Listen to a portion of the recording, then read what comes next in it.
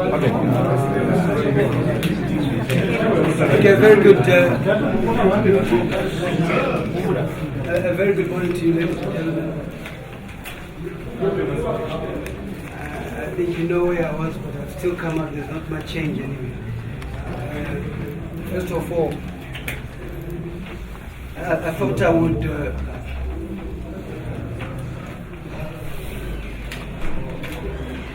would meet with the media fraternity to update them in terms of the outcome of yesterday's matter after the malicious arrest of myself and some of my campaign team members on a visit to Lunga West, which was just a visit to a village which I have to just go on a Sunday and just and braai and strategize and talk about how best we want to be able to campaign in the area. Unfortunately, we ended up at the police station. We never set foot at the venue, Nyamuga Secondary School, where ZANU-PF were holding its meeting. We were at least 800 kilometers away from the venue at the Sengwe Business Center, where there were people having their own drinks on a Sunday, relaxed. Naturally, that's my shopping area. I'm under Sabuku Kaimba Memoyo, who is the Sabuku Amanda in the area. So there we were, we just chilling, having drinks, water, and as we were about to take off to the village, which is about 2 kilometers away from the shops, the ZANU-PF youth then advanced towards where we were, led by the provincial vice chairperson, Nyariri, Comrade Nyariri. I'm told they had led because they've been given instructions by Comrade Chombo to go and beat me up and to remove me from the area. Fortunately, there were a number of youth around, so I think they feared attacking because I'm sure they could see the number of people at the business place were more than them. They then decided to go ahead and more or less reconvene. They then went back. They were then asked by Comrade Chombo, "Where is Mliswa?" The chairman, youth chairman, was then asked to respond to that. He said, "Listen, we didn't get Mliswa." The police then came to where we were at the shops, and then we were blocked by a vehicle, which is my vehicle, which was stolen from my company, Soplex, which is being used by ZANU-PF for the campaign. It is a cam which I have tried to get the police and the law enforcement agents in this country to try and get the car from Niger, but since it's part of the campaign team, it can be part of their campaign resource. After that happened, the police came and said, "Listen, you're interfering with the meeting." I said, "Is there a meeting at this business center?" There was obviously no meeting at the business point, but as it has become a practice, people have refused to attend ZANU-PF meetings. They've refused to attend ZANU-PF meetings despite Comrade Chombo using his office as minister in charge of chiefs and village heads to get people together. It's twice in 2 weeks he's been there. Within 2 weeks he's been there. He's hardly been in his constituency for the past 6 months. But he's driving to Lunga West in 2 weeks. It shows you the panic that the party has. We were then told to drive with the police and told, "Listen, you need to go to Magunje police station and answer to to you interfering. This is where I think I agree with MDC. That the electoral reforms are not in place. Totally not in place. And why would one really sensible enough want to stand elections in Zimbabwe when the reforms are not in place? As a candidate, I have a right to participate in the activities of another party. Equally, the party has the right to participate in the activities which are organized. That document we signed is an electoral conduct which I as a candidate signs and the other party's candidate sign too. So we are all guided by that document. So even if I had gone to a ZANU-PF meeting, they were supposed to give me an opportunity to address. Equally, if I had held a meeting, I was equally going to invite them. I decided from the onset that I would not have a meeting in my constituency. And there's no point. And that I made very, very clear. There's no point. One, the violence aspect. On our way back with the police, a young man who was standing next to me was then beaten up by ZANU-PF youth. He was in pain. We couldn't stop because we were under arrest. So we sadly had to drive past him, and he tried to wave, which again is another sad part of this nation, where the higher youth, they come and beat a youth who's in that area, and the police stand and watch. We go to the police, and law and order comes and picks us up as a trend. I must give praise to the boys that I was with. It was me who was supposed to be arrested, and they said, no, you can't arrest him alone. I want you to understand how the Zimbabwean society has come to understand how the police works. They're even prepared to be detained without even. So they say they did volunteer and said, no. He cannot be detained when we were there. If it's him, why don't you also detain us? So they were equally detained.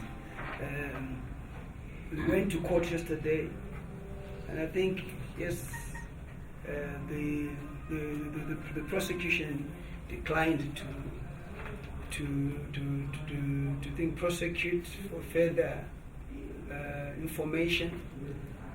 But you had the Deputy Minister of Home Affairs in the office of the Propo in Chinoy, ensuring that the process sails through.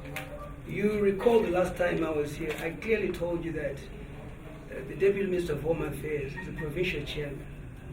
So his wife is the Director of National Prosecutions, who is responsible for that.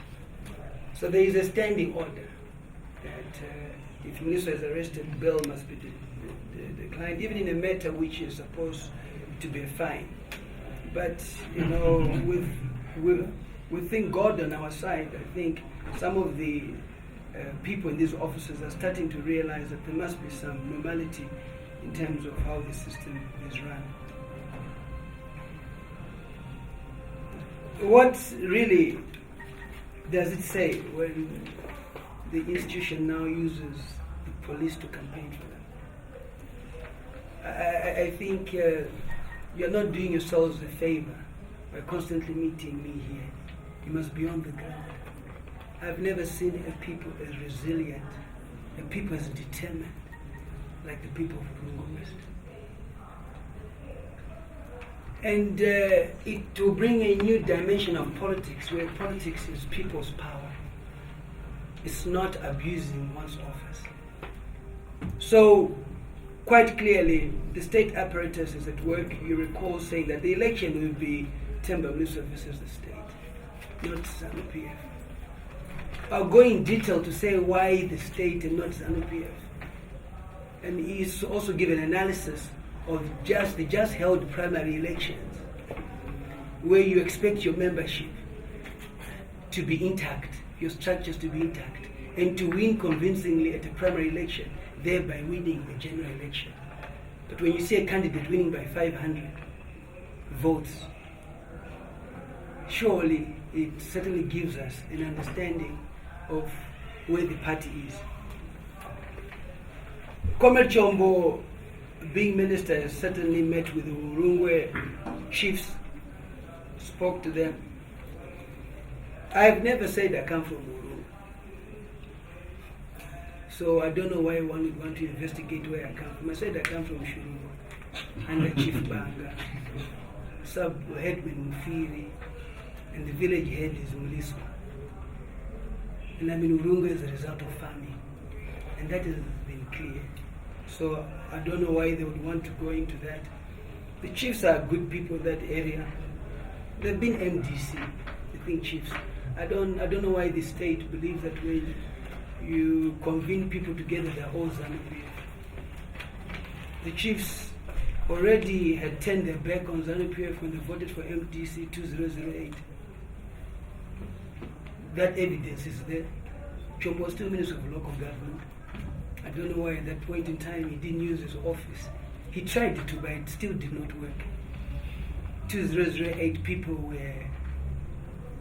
there was violence. To my credit, the first thing I did was to disband all the youth groups that were involved in violence. And Urungo was to tell you that. I said, you don't coerce people, you don't mobilize voters by beating them up. They were shocked. They said, a ZANU-PF person coming and giving us this message. And I said, all the comrades, all the camps that you had of taking people and beating them up, with me they're finished. The role of a member of parliament or of any party is to advance your needs, developmentally, be it from health, from education, and so forth. They understood that. It was a very important message at the time, and I think quite shocking. I think with what has been written about me, they probably thought there'll be more violence in this area. But I said, no, there wouldn't be violence at all. Urungwe West has acquired people who since 1980 have been neglected. The first member of parliament was Innocent Kala in 1980.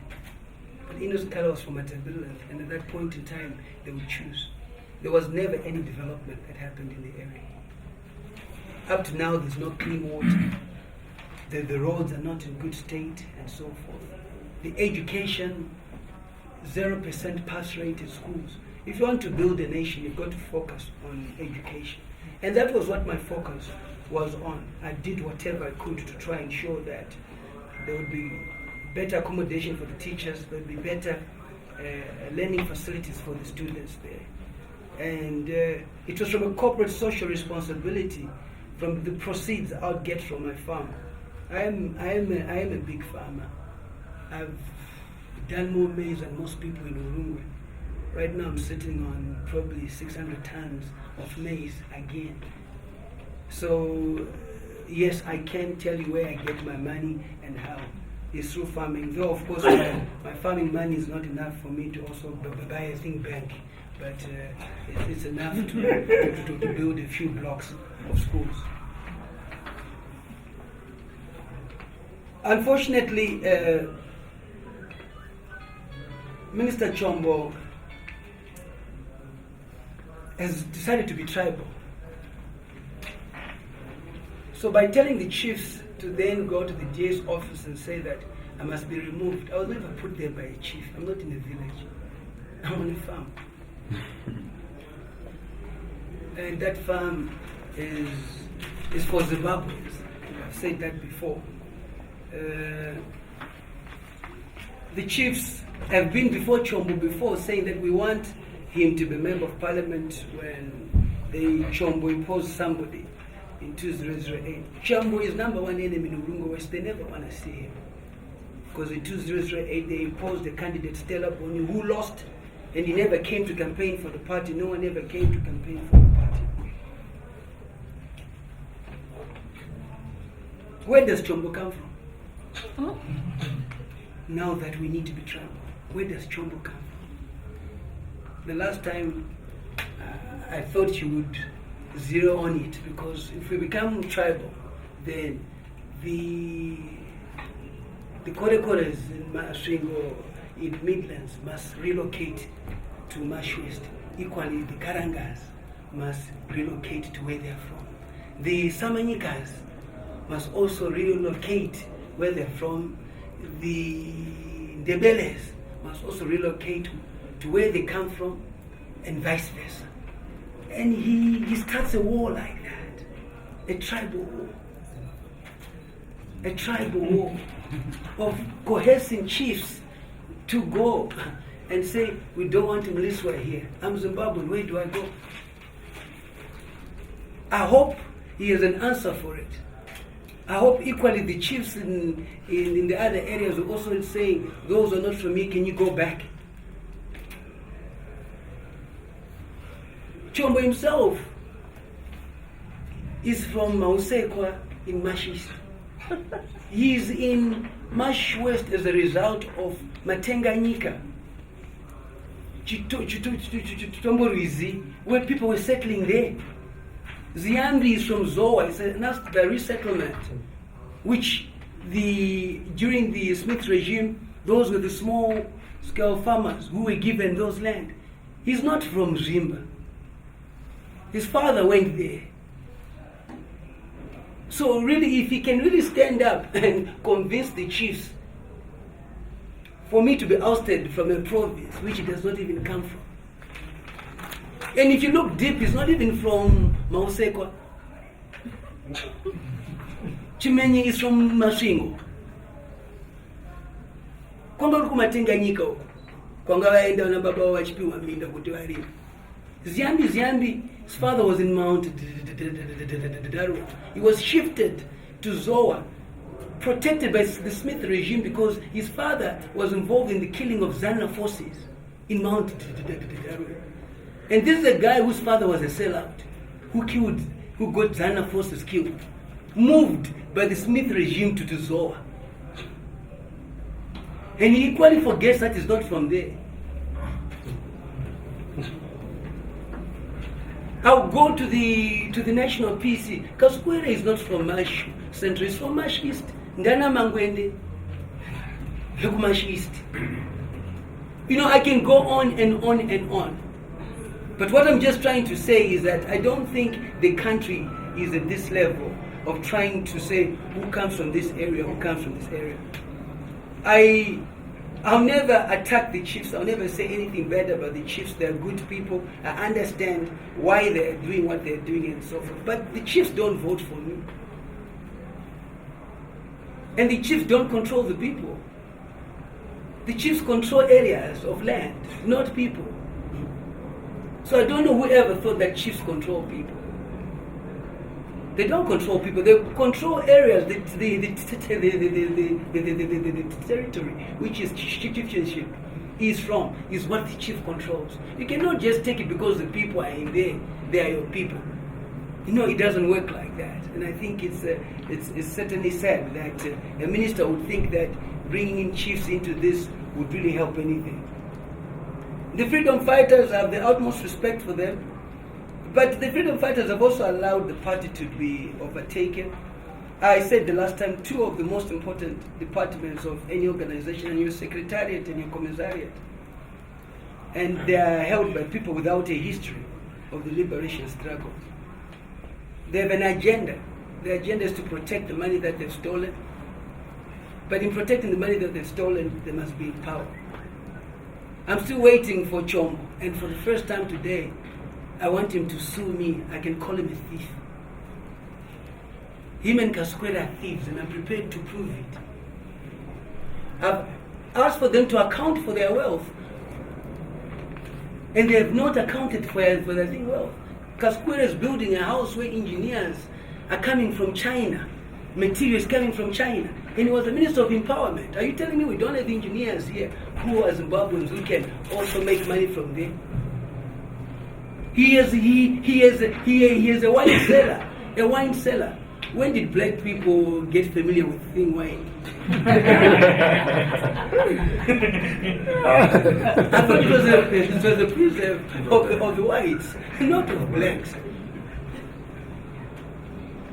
So to me, you've got thieves who are running the party. thieves who have stolen money from the resources of this country. This is the issue, and let's not depart from that issue. I'm passionate about that. I am passionate about that.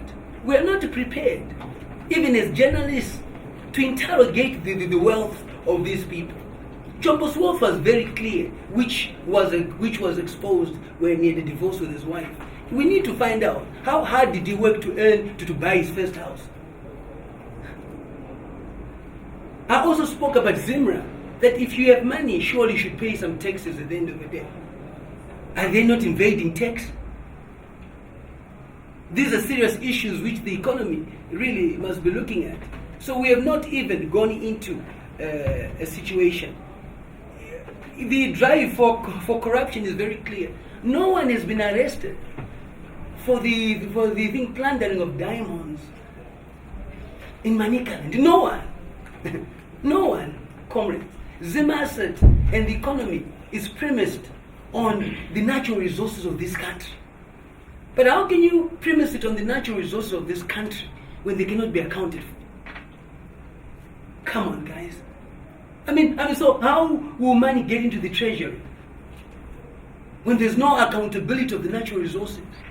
And when the natural resources have disappeared, no one says anything. A new company set up to address the anomaly, but no one is arrested for the plundering of those diamonds. So equally, Zim asset is not going anywhere because the resources which are supposed to actually propel the Zim asset are not there, and they will never be accounted for. So we now have a dilemma in terms of how the party is going to move forward in terms of that.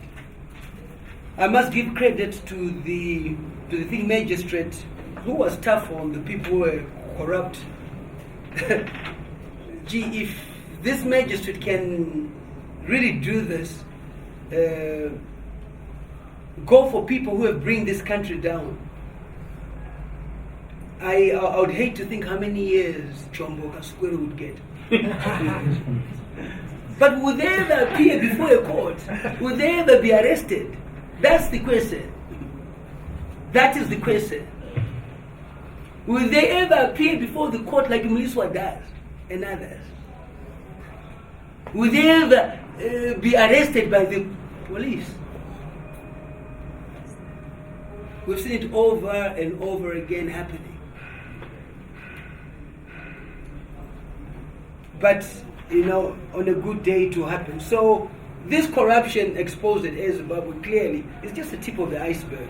Those are small boys. Those are small boys. And you cannot say you are dealing with a problem by dealing with small boys. There are deals which have destroyed this country. A Chinese deal which is 200 million is inflated to 300 million. And no one says anything. It's business as usual. No one says anything. It's business as usual. No one questions how come the very same project in another country was less, but in this country it's more. And that's all money which is supposed to come into the fiscus and so forth. These are the issues which we must look at. And I think I bring this up because that's what I would really stand for. Recent ZANU-PF elections, there's no commissariat department. The role of the commissariat is to mobilize people for elections. There is a rejection of the party by the people, by its own people. So when your own people reject you, what about the electorate? That's the question. Your own membership has rejected you. And they cannot be sitting down, lying to the president every day that the structures are in place. I'm hoping that the next PB meeting, he must stand up and answer that where are the structures? I'll give you an example, which is pretty clear. Zone 2, which is Highfield, which is part of Highfield and part of Kambuzuma, part of Kwazana, has got 21 districts. Each district minimum must have 1,250 people. If you didn't know that, I was the chairman of the party. I'll tell you how the structure works. A cell has got 50 people. Then you have a branch. We should have 5 cells. That's 250 people. Then you should have a district which is made out of 5 branches. That's a district. So even the people who voted for all these candidates could not even make one district. And he's the commissar and he's issuing press statements every day. He's busy traveling with the president when the party has no people.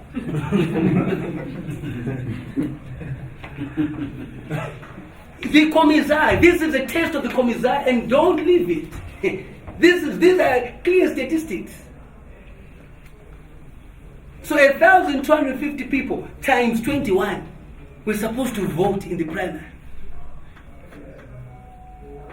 They never voted. Some have ID, some can they. If you go to Harare East, which is zone 4, it has 15 districts. If you look at the 15 districts, the person winning there has got 650 people. And the total number of people that voted in Harare East was 1,336, which is one district, and then 50 and 30 plus 86. Because whether you like it or not, you can issue as many statements as you want, but politics about numbers. Politics about numbers, headlines or no headlines. This is what counts. You go to zone again in Glenview. The person won with 190.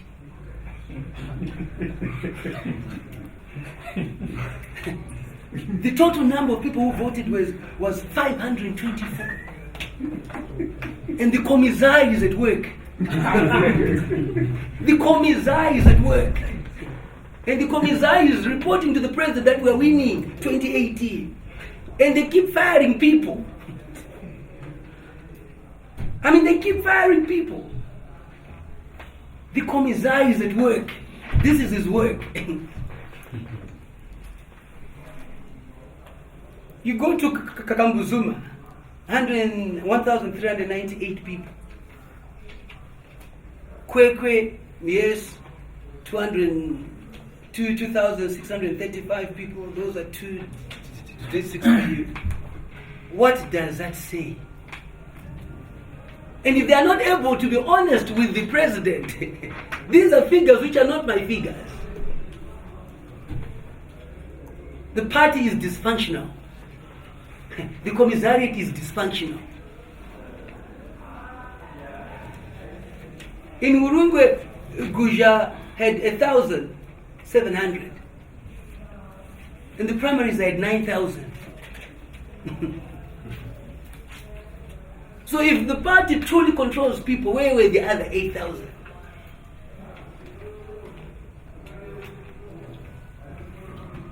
So we shall be making further announcements with other colleagues of something that will assist in moving forward.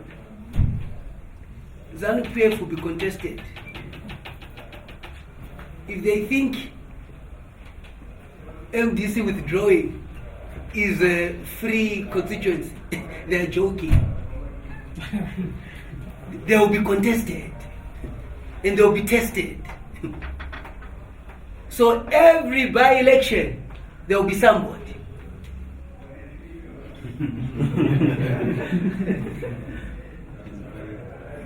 And the math is simple.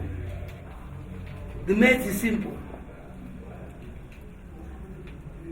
The math is simple. We know who control these constituents, and we'll dialogue with them freely and openly. Freely and openly. If it's MDC, we'll talk to them. We want your support. Equally, ZANU-PF will also go to MDC. It's a game of numbers at the end of the day. So we shall be making that very clear. Most of the issues are pretty much underway. Attempts to have spring farm taken from Karoy, I've always said that's not an issue. That's not an issue. I was actually saying to Keith the other day that Keith, if you think wind in Urunga West, I'll give you my farm with everything on it. I told him you don't have to look for a farm. The cattle, the tractors, the maize, I'll give you that.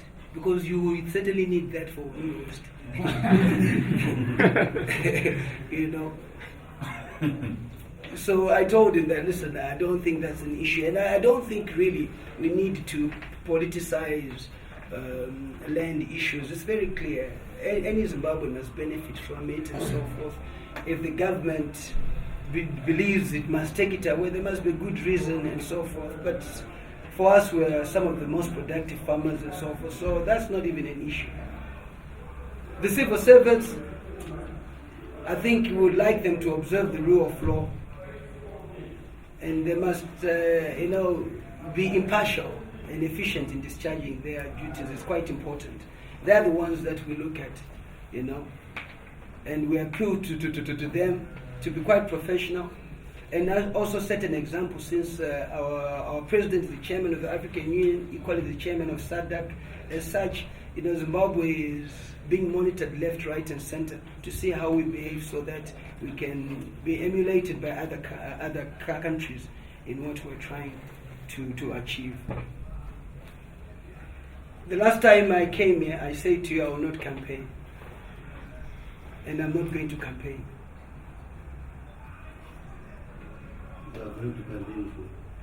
What has happened is that as a result of the malicious arrest, one must also be clever in understanding that the state apparatus is at work.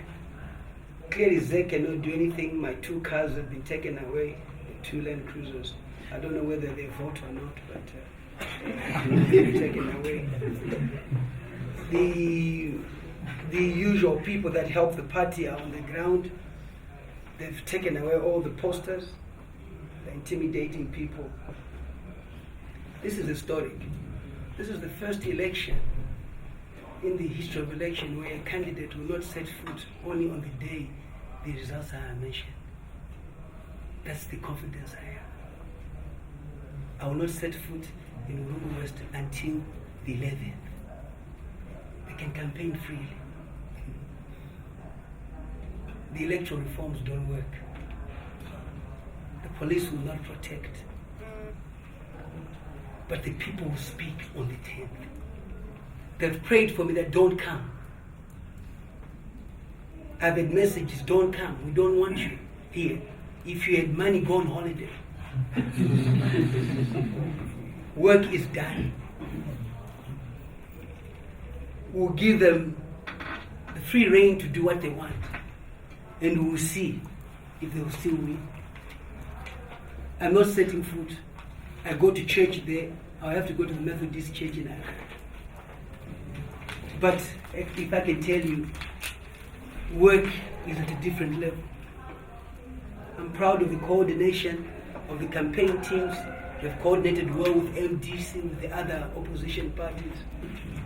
Only to realize the other day when they were now telling me that the other campaign team has got my brother who's the MDC. So we're working very well in getting to the villages and so forth.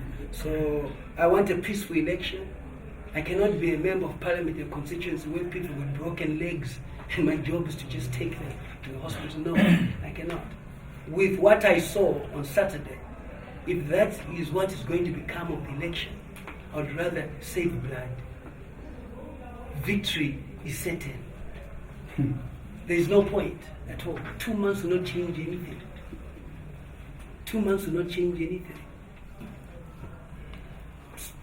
So for ZEC, it's just another arm which is there, which I don't think is able to implement anything. We saw somebody being beaten up, the police were there, and naturally my attention, every time I'm in Urunga West, their attention is on me. The aspect of human rights is not respected at all. There's absolutely no respect of human rights besides the Constitution being put in place for us to be seen to be civil. I mean, how can you say to yourself you're the most literate nation in the world when you still believe in beating up people to support you? It defies logic. Maybe it must be reversed to being the most illiterate nation. Because if you're going and you're beating up people, and you're still intimidating people, 35 years after independence, to still vote for what they don't want, there is a problem there. Certainly, I don't know if those figures of us being literate are true or not. But democracy, Zimbabwe must now be winning prizes for being the most democratic African nation with the level of education the people have. But people are being beaten just to know the one beating I saw was good enough.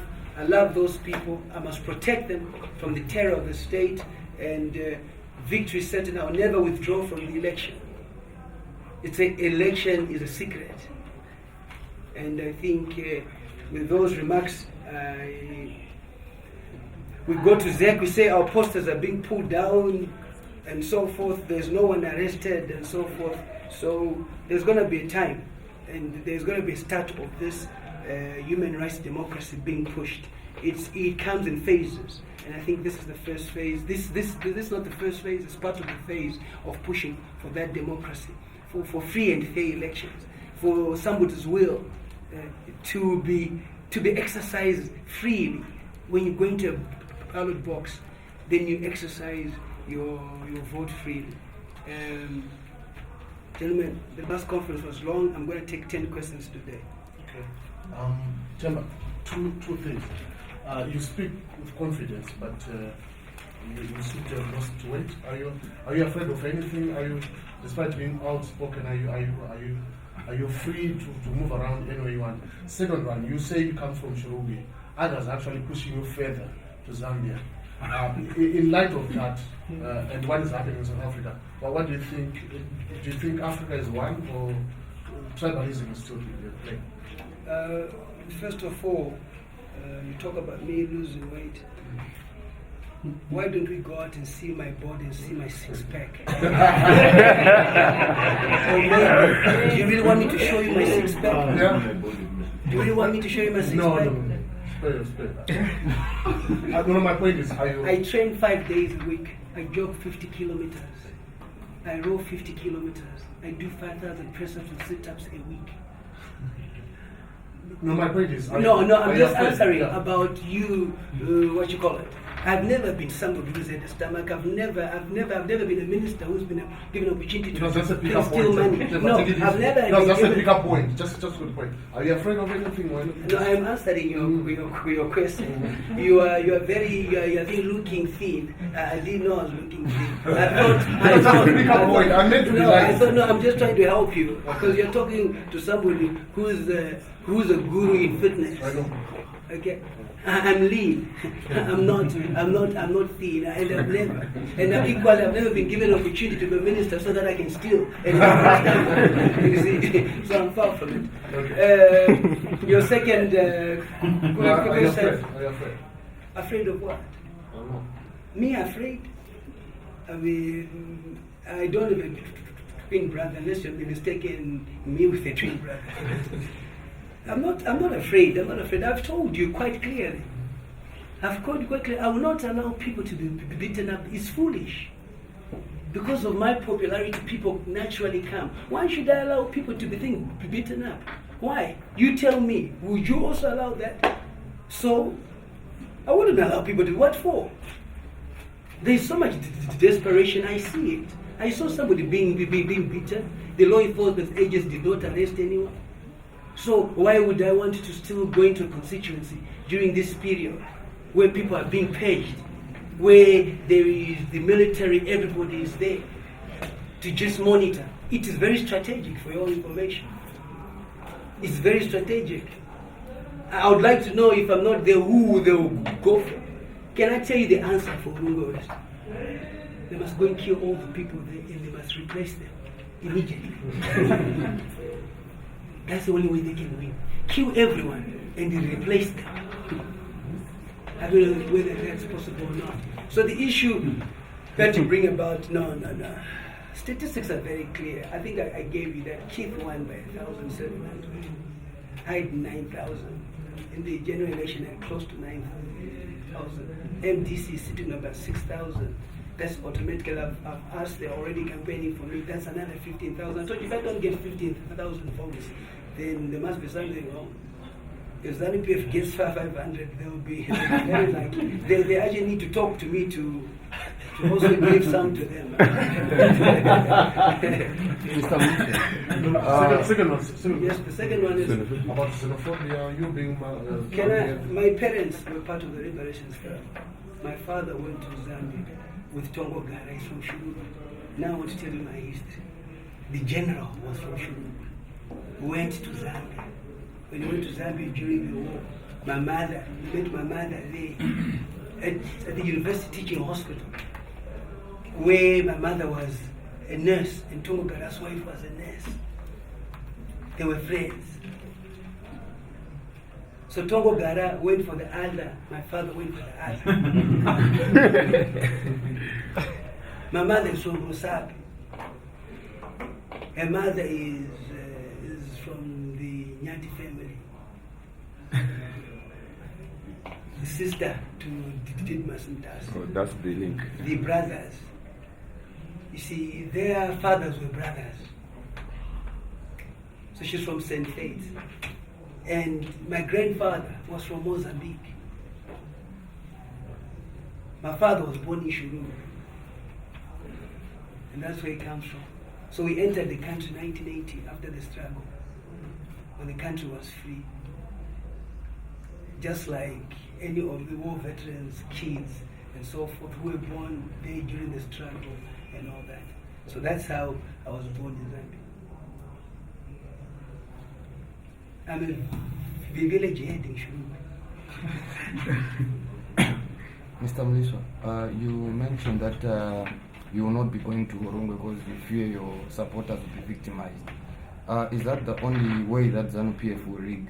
Are there other ways that you are ready, for example, to deal with issues like assisted voting that the MDC alleged in the previous election that was used to steal the election? Are you ready for that? You see, ZANU-PF must be honest to itself. And in not being honest to itself, 28 is coming, and I thought that. Can I also ask my second question? Yes. You mentioned Kasuku Chombo being corrupt, all ministers belonging to the other faction that you have fought with. Are there any other ministers that belonged to Manjuru's faction who are corrupt that you may also want the media to know about? Listen, first of all, in terms of rigging and so forth, listen, I'm actually humbled that the whole state status can actually book itself in Urungu West. It's only one constituency. I never thought, they would really be concerned about that. ZANU-PF has a tendency of not being concerned. But Urungu West has given them some headaches. You know that, even when they talk in their offices, they're pretty clear that how do we go about that constituency. So it's good that people's power is at work. People's power, not Mliswa's power, people's power is at work. It's the people of Urungu who are deciding what they want. And you cannot excite them within 10 graders.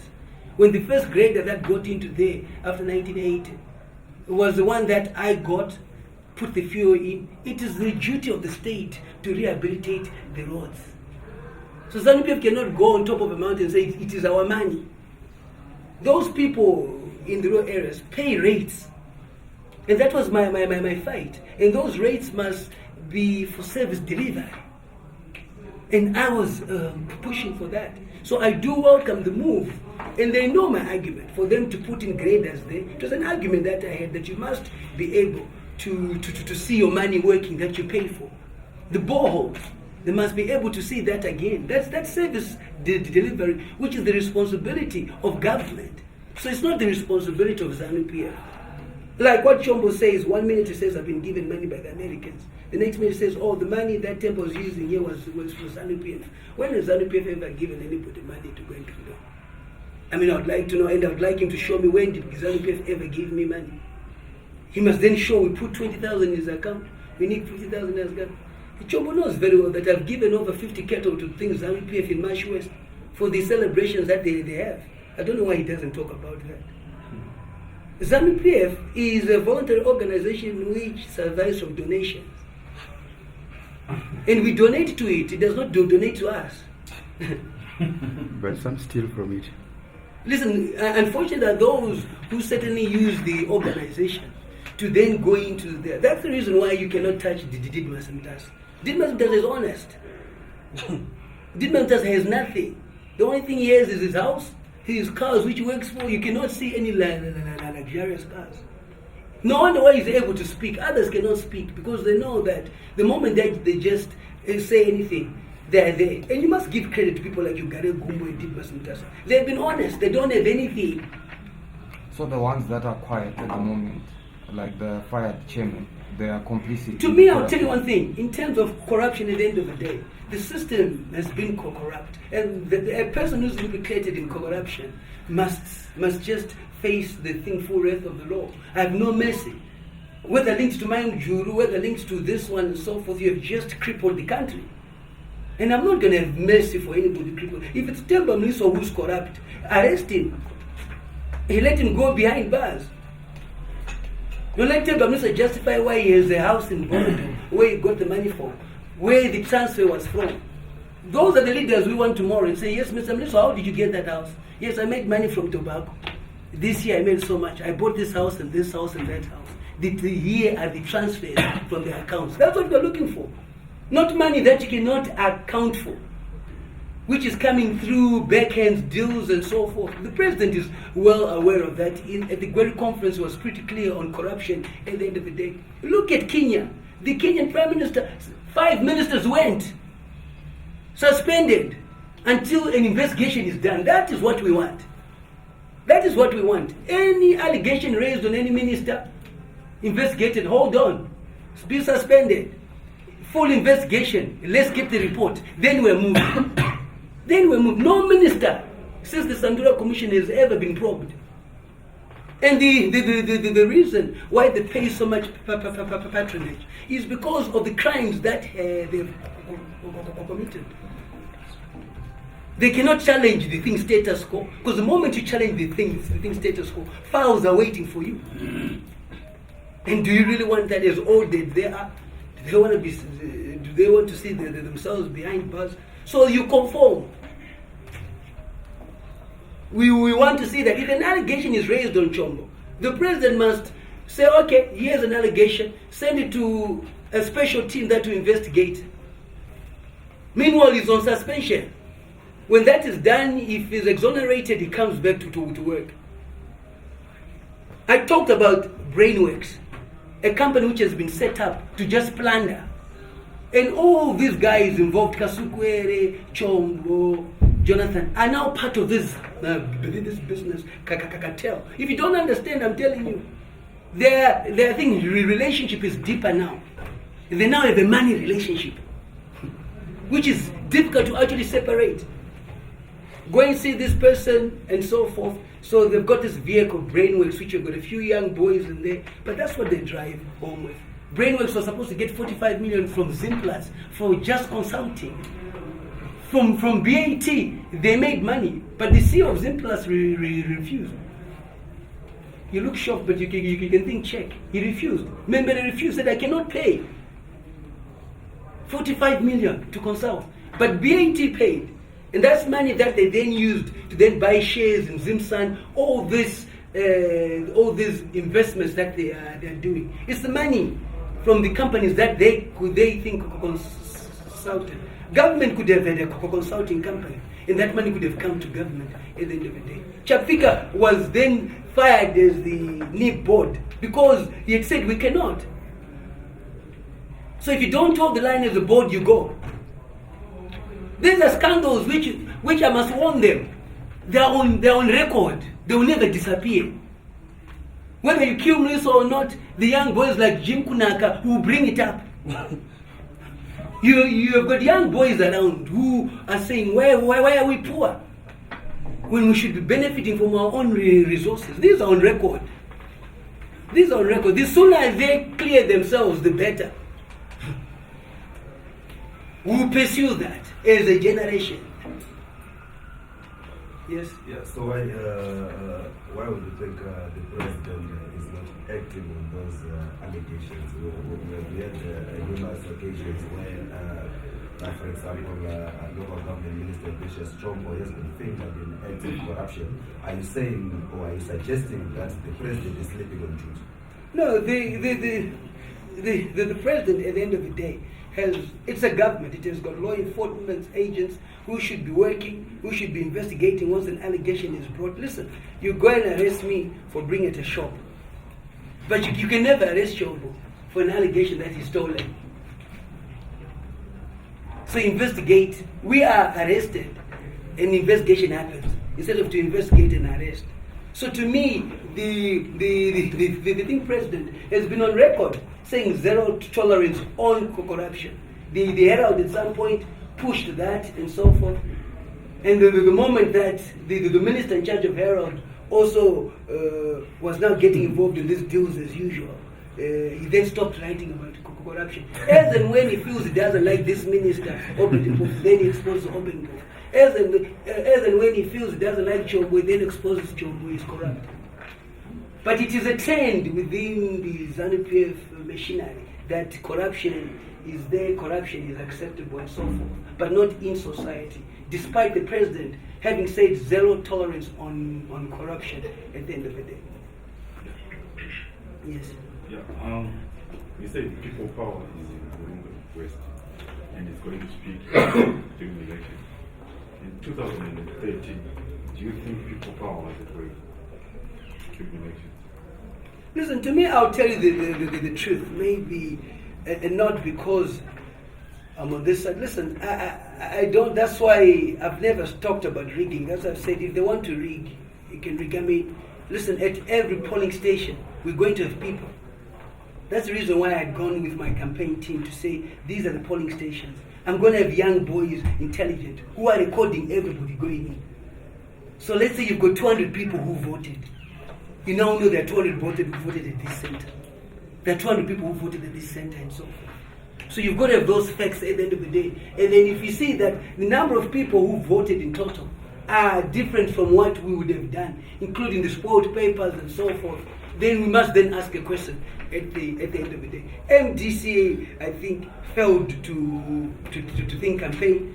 They didn't have the resources that they had the first time, even in terms of regalia and so forth. ZANU-PF came up with a good strategy of regalia, where people were given T-shirts, and yes, when MDC was in force, 2018, you could see how many people had regalia. That means a lot to the people at the end of the day. So I think strategically, ZANU-PF was actually more astute.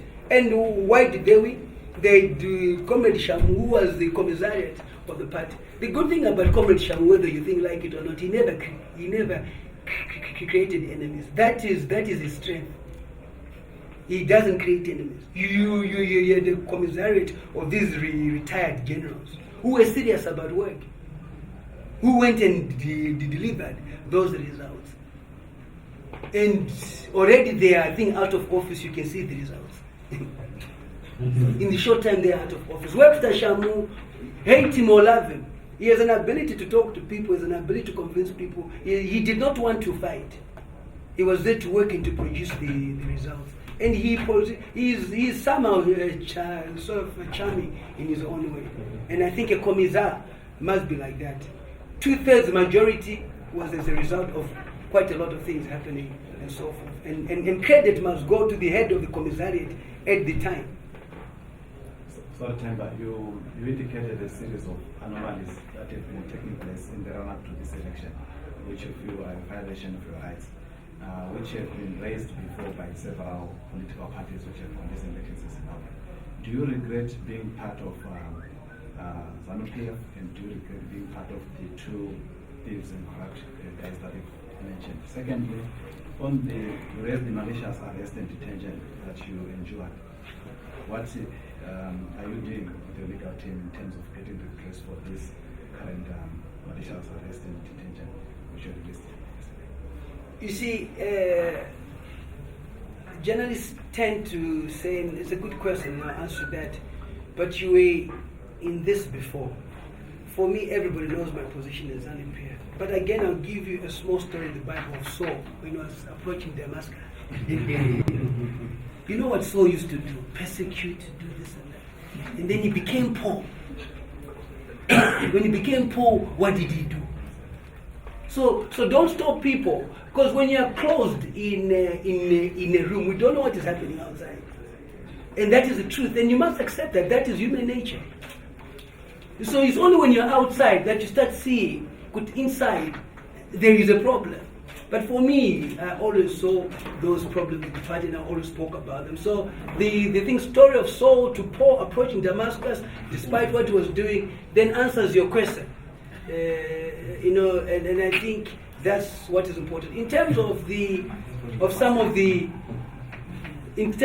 the reforms which are there, I spoke about a generation which must take charge. A generation which must take charge. A generation which must be able to stand up and be counted and say, during our generation, we fought a system, which, in terms of the electoral law, because all of us at some point want to also be in power, but does the framework allow for that to happen?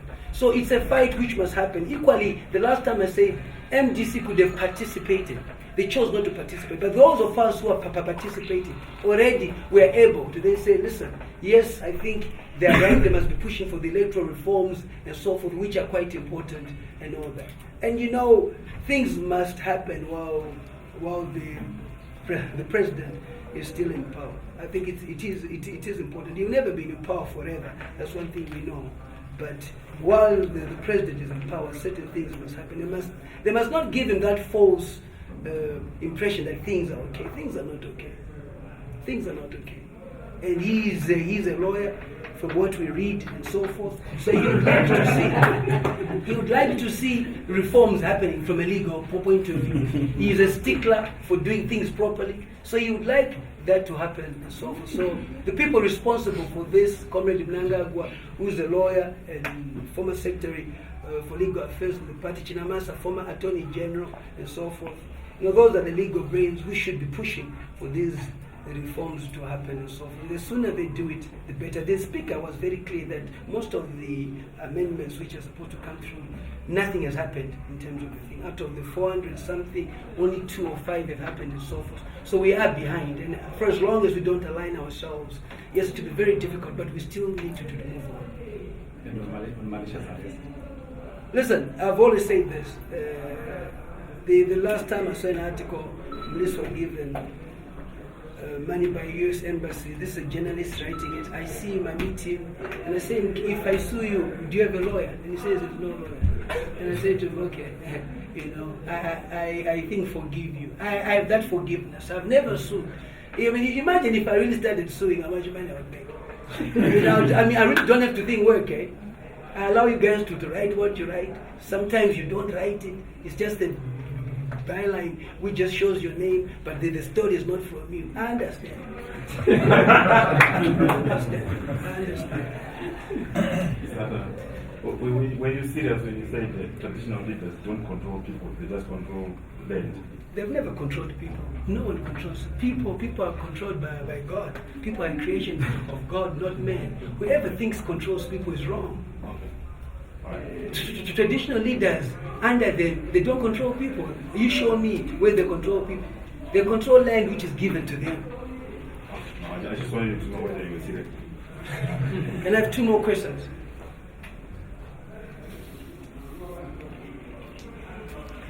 Okay, gentlemen, I thank you very much. Professor Moore has responded on Twitter and called you a useless dreamer. What did you say about that?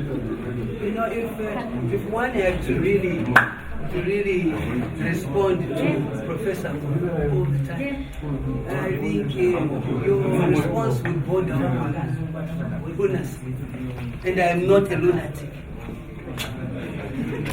Professor he's gay, and I don't respond to think gay people. I've always told him that. He's gay, and I don't associate with him with gay people. Yeah, I don't.